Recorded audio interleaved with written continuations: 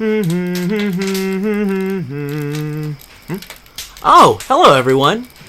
I'm sure you're wondering why I asked you to meet me here out in the forest. Well, we're here to talk about the elephant in the room, Thomas's whistle. I'm sure some of you have wondered why it sounds like this instead of this. Well, there's a reason why, but the tale isn't very family friendly. So for anyone who gets scared easily, please don't watch or listen to this video in the dark. Now that that's out the way, let's begin our story. It was the year of 1940, after Thomas's incident being stuck in the snow. They eventually dug him out and he was almost frozen to the frames. But his whistle, at the time, was frozen and needed to be thawed out. Backtracking to the year of 1939 of December, Thomas and James were asked to help with volunteering with taking supplies and carrying troops to campgrounds. The incident happened at the London Harbor that we saw James in episode 3. Remember?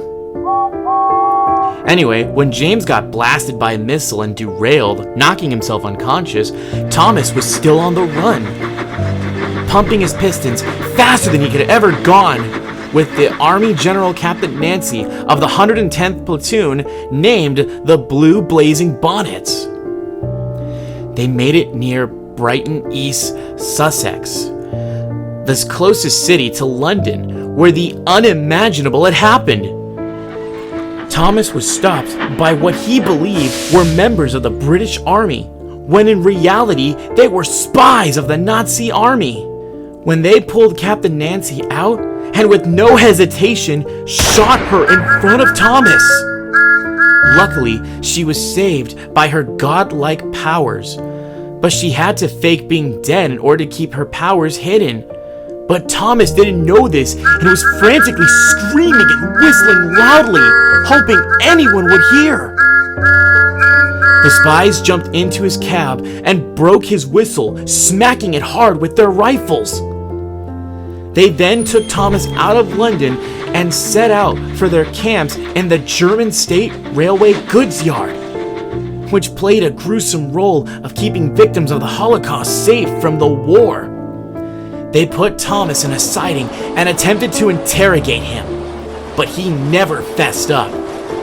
As a consequence, they would start removing pieces of his buffers, his traction rods, and worst of all, they removed his British chassis and replaced it with an American coupling.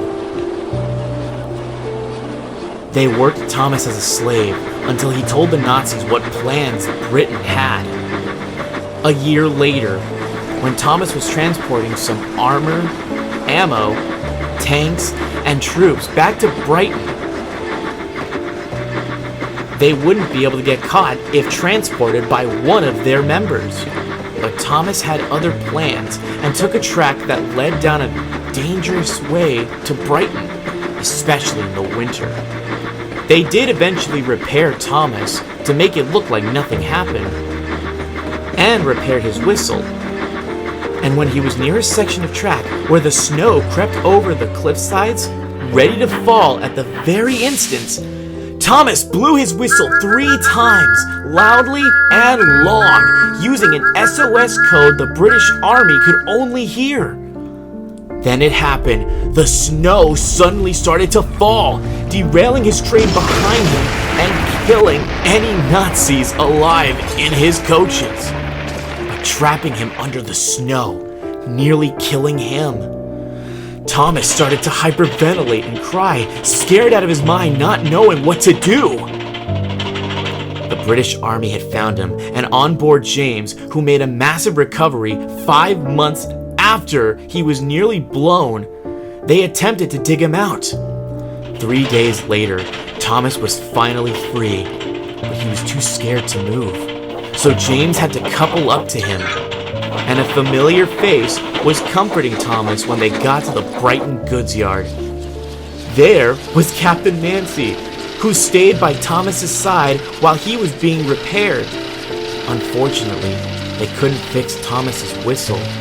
It was so frozen that if they attempted to thaw it out, it would have melted. So they replaced it with the whistle we now hear to this day. And on this day, on December 28th, Thomas would stare at the full moon and blow his whistle 3 times, loud and long, as a memorial to the captain of the Blue Blazing Bonnets, hoping she would still hear him to this day. I know, it sounds crazy, right? To believe Thomas went through all that and can still smile happily is insanely imaginative. But I'm glad I can tell this tale to you, to all of you. Thank you all for meeting me here tonight. I hope you stay safe wherever you are. As for me, I think I'll stay out here just a bit longer. I have a feeling I'm not alone. Right on cue. You all head back to campsite. Sayonara!